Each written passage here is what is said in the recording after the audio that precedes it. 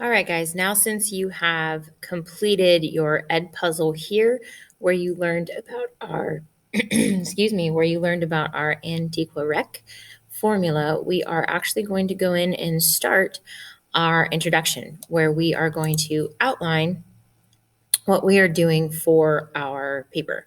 So obviously my prompt is going to be different than yours. As you can see, mine is, should absentee ballots be allowed after the 2020 elections?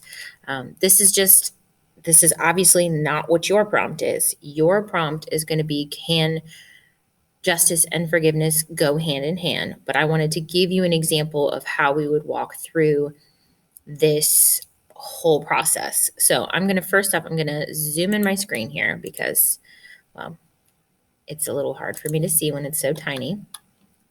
So, all right, first thing I need to do is I need to establish my claim. In other words, what my opinion is of this specific prompt. Okay, so the claim that I have created is absentee ballots should not be allowed to be used after the 2020 elections.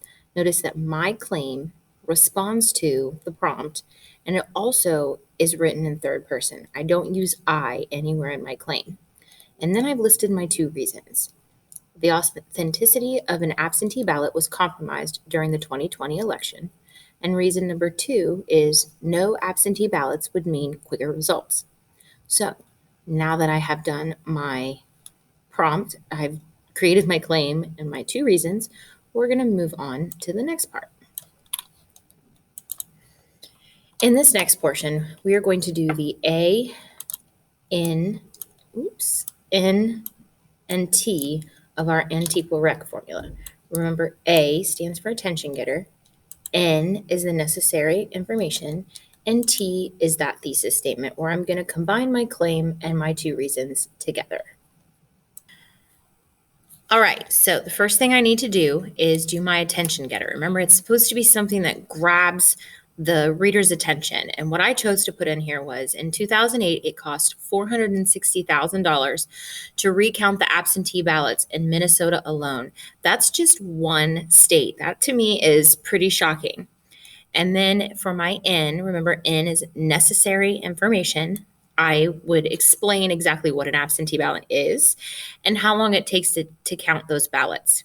So then my thesis statement is absentee ballots should not be allowed to be used after 2020 because how easily it is to falsify ballots and also because it takes too long to receive results from them.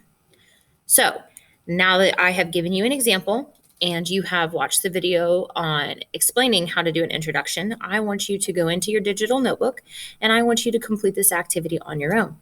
I'll see you in the next video.